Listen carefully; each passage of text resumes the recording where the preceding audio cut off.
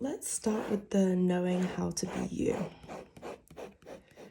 It's how the information is given to you, how you perceive it, and what you do with it that builds your sense of self. And the interesting thing, as we know, is that we can all get the same information. Let's say we all get the same, but we will all interpret it differently because of the different experiences we've had in life and how we perceive it. Knowing this is an interesting fact because then you're able to see that, hey, even though I don't want to behave in this way, all the things that I have in my brain that have led me up to these experiences is shaping what I'm seeing, doing, being, how I am, me as a person, me as a whole.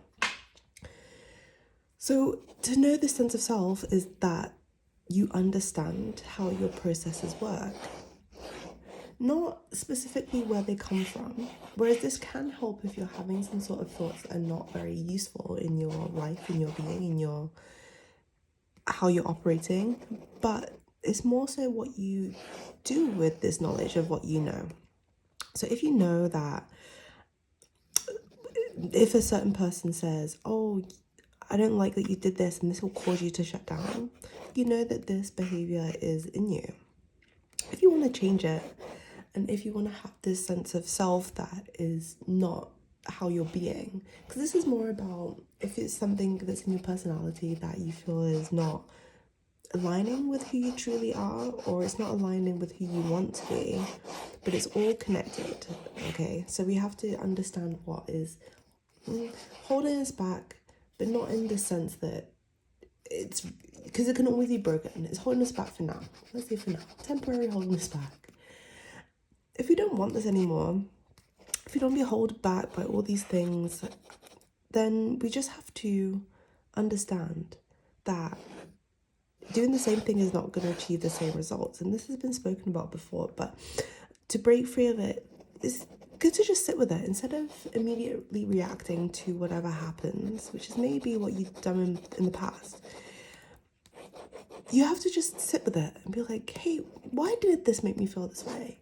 It's kind of like a personal inquiry. You're like talking to yourself in terms of how this makes you feel and understand your thought patterns behind it.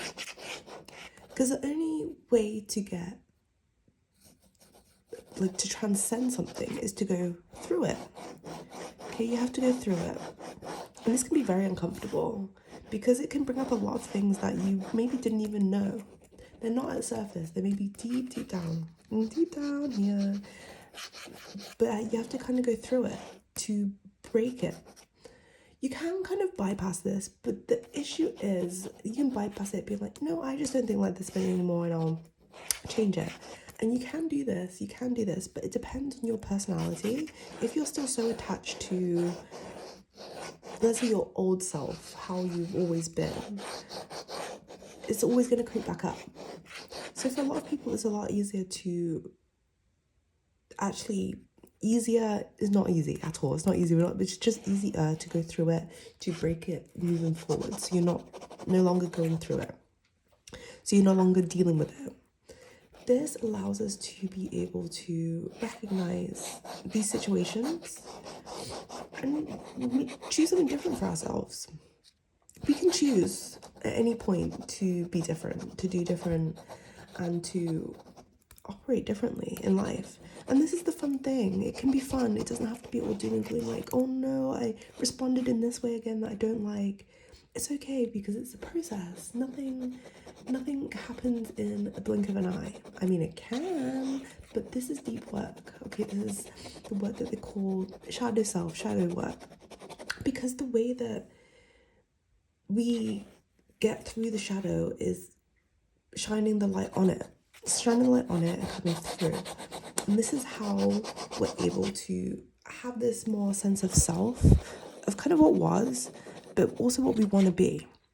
So sitting with yourself, as we've mentioned so many times, it's so important to be able to differentiate what is you, what you actually want and what you want to be and what you don't want to be. Because both sides are equally as important. Obviously, it's more fruitful to think about what you do want, because this is more geared towards how you will be able to push through and be like, hey, I do want this. And it will give you a more sense of satisfaction and be able to understand and know and be. But if you are stuck in a certain way, in this, say, loop, and you're not able to break free of it, the way that you can do this is just notice the behaviors. Okay, they're not always going to be pleasant. Behaviors, thoughts, feelings. Notice them. Instead of it just affecting you so rapidly, it's like these jolts of lightning, because it's just like patterns, right? Things that you do often are just going to keep showing up. So instead of reacting or acting how you usually would, this is very hard. This is like, you have to stop it in its process. Just take a moment. Maybe if you can find silence, or just go be by yourself and just be like, oh, I'm going to think about that instead of reacting. This breaks the cycle already, because it's showing, hey, I'm not doing what I used to do anymore. I'm not being this heavy, dense person anymore. No, I'm able to see that this is not what I want to do. I'm able to sit with it and understand that, hey, no, this is actually not what I want to be. And then you're able to take a second, take a breath.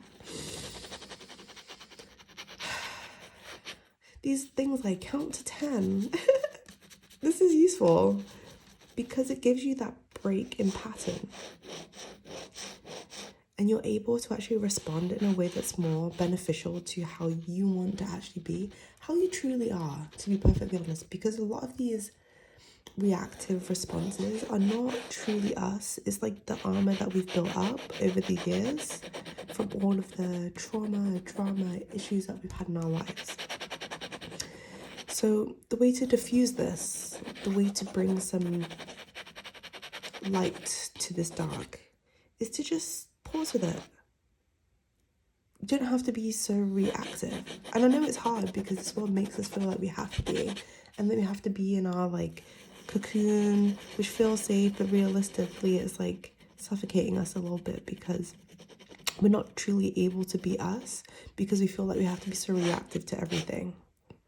So this is an encouragement for you to just take even just 5 minutes today to sit with yourself quietly and reflect on your day. Reflect on interactions that you may not feel have went well. Instead of building them up in your brain, write them down.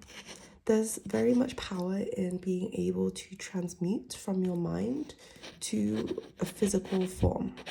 Or if you don't like writing, you can use these things of voice noting to yourself. A voice note is really useful and helpful because this is able to translate from your brain straight to whatever device you're using. And it's like a stream of consciousness.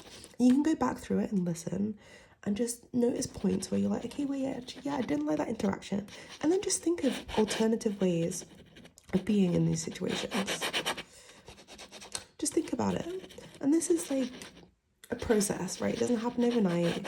You can do this every day, just 5 minutes, 10 minutes, build up if there's more interactions, and try and dissect them and be like, I didn't like what happened here. How could I have done something differently? Because this is also a main point. You can only change you. As much as we want to be able to change others, that's not the main goal, and it should never be your main goal, because that's just going to get you more frustrated. And you don't want this. We want to not be this person that's got all this armor, like not able to experience life fully because we're so weighed down by all these things that have happened to us. No. That's not the true state of being. And you know this deep down. So it starts with you. Changing anyone else's patterns is not really going to work. It may work to a certain extent, but it's not going to work fully because it has to come from them. Okay, and you have to come from you. So understand this, try and unravel your behaviors. Unravel them. It's not going to be instant, it takes time, and that's okay. Just as long as you're doing it, as long as you're doing the work, you'll be able to get through this, no problems. Focus on you. You are the main source of you, your life, how you experience things. And once you actually understand you more and you're able to change these things about yourself, you'll just notice how the world around you changes. How you want to change other people maybe now, but changing you is actually the main thing to be able to see how others change. How you respond will change significantly. Like, the same person can do the same thing, and once you've done this work, you will be able to understand you more, and you'll be able to understand everyone else more, and you won't be so annoyed at like others.